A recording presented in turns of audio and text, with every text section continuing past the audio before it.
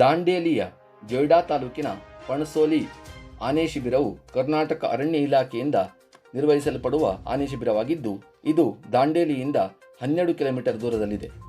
ಈ ಆನೆ ಶಿಬಿರವು ಪ್ರವಾಸಿಗರ ಕಣ್ಮನ ಸೆಳೆದರೆ ಆನೆಗಳ ಬಗ್ಗೆ ಅಧ್ಯಯನ ಮಾಡುವವರಿಗೆ ಅಧ್ಯಯನ ಕೇಂದ್ರವಾಗುವ ನಿಟ್ಟಿನಲ್ಲಿ ಮುಂದಡಿಯಿಟ್ಟಿದೆ.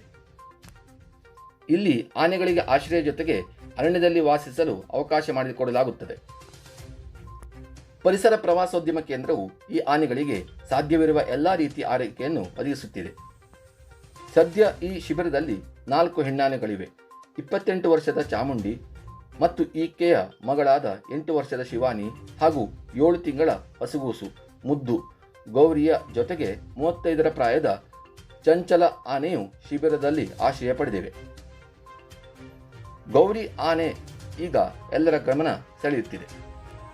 ಪಣಸೋಲಿ ಆನೆ ಶಿಬಿರದಲ್ಲಿ ಪ್ರವಾಸಿಗರು ಭೇಟಿ ನೀಡಲು ಹಲವು ಕಾರಣಗಳಿವೆ. ಏಕೆಂದರೆ ಶಿಬಿರವು ಮೃಗಾಲಯವಲ್ಲ.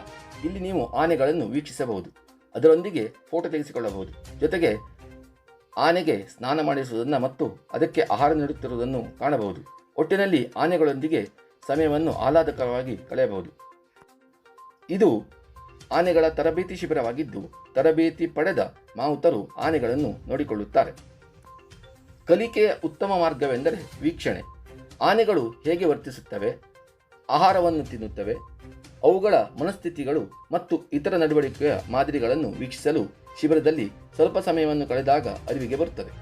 ಆನೆಗಳನ್ನು ಪ್ರತಿದಿನ ಬೆಳಿಗ್ಗೆ 8:30ರಿಂದ 10 ಗಂಟೆಯವರೆಗೆ ಹಾಗೂ ಸಂಜೆ 4ರಿಂದ 6 ಗಂಟೆಯವರೆಗೆ ಶಿಬಿರಕ್ಕೆ ತರಲಾಗುತ್ತದೆ.